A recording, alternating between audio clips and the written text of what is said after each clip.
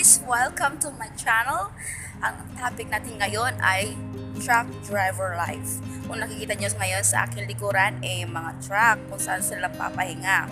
Yan po ang ating magiging topic ngayon, kung saan sila nagpapahinga at kung saan sila natutulog tuwing nagpo-pull up sila, namamahinga habang hinihintay yung dating ng kanilang deliver. Ayan. Nasa BP po tayo ngayon. Yan, karamihan dito yung mga truck driver. Ito yung mga parking ng truck driver. Yan. Kita nyo. O nga pala guys, unang video ko, naalala nyo yung topic natin na truck driver life. Panoorin nyo po yun. At kung paano ako mag-prepare ng mga pagkain na dadalhin namin sa truck before. And napapakita ko naman sa inyo, ang title naman ngayon ay saan sila nagpapahinga, saan sila nagsi-CR, saan sila nagsi-shower, saan sila naglalaban, kumakain. Papapakita ko sa inyo ngayon. Well, guys, ito nga pala papakita ko sa inyo. Example ito ng ano namin. Nag-iipon kami ng mga ganito, special sa mga water bottle. Kung makikita nyo to, meron siyang pwede siyang ipalit. 10 cents kada isang bottle. Nag-ano kami nito, nag-iipon kami. Pag naubos namin, wala nang naman. Hindi namin sila tinatapon.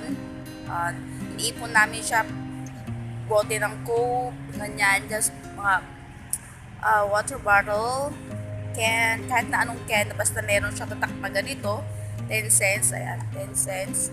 Yan, iniipon namin yan. Steps, ilalagay po namin siya machines, magkakaroon kami ng tickets, papalit namin siya sa Woolworth. Yun po, ang kadalasan na ginagawa namin, ha? Hindi kami tatapon. Well, yan ngayon, pupunta po ako sa harap ng BP. BP ang tawag nila dito sa may gasolina. Nandito na lahat ng kailangan nila. So, ayun guys. Ayun yung gasolinahan. Na sila papagasolina. Sa gasolinahan na yan, meron na papakita ko sa inyo. Well guys, napakalawak, hindi po ba? Napakalawak ng kanilang parking lot. Sinadya po talaga yan para po sa mga truck drivers na mamahinga dito, nagpa-park, at para dito rin sila kumain. Para kumita na rin yung BP. Ayan guys. Napakalaking gasolinahan, di katulad sa Pilipinas. Ayan. Napakadami nila. Ito nga yung BP. Napakalaki din siya. Meron din siyang restaurant sa loob. Doon sila kumakain.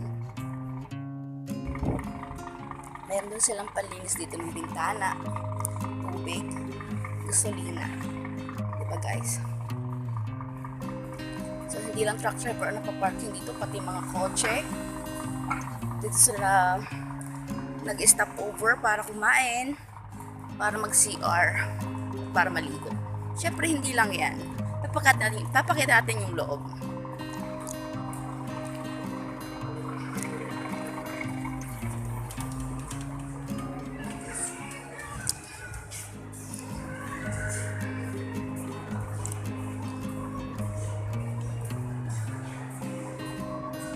So guys, ito na bilhin ng mga tubig, tissue, gasolina, mga oil.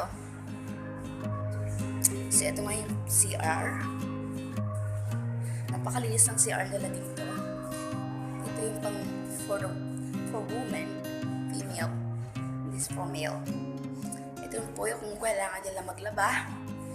May laundry po dito. So coins lang po yung pwedeng gamitin. Ayan yung coins. Yan po yung washing machine. Ito naman po yung dryer. At syempre, dito po yung shower. Ayan. Ayan guys. Ito po sila. Free po yun. Free po yung shower.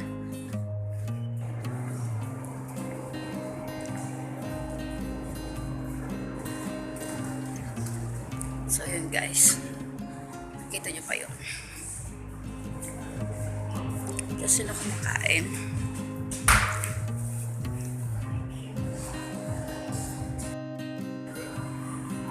There are restaurants over there. Chair, table.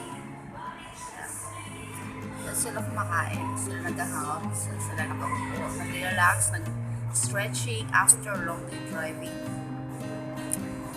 different rocks over there, aircon here, so good. Now I'm gonna put you.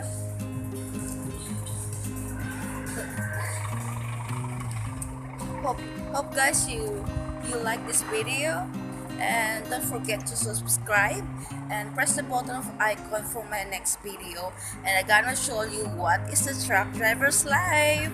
Bye bye.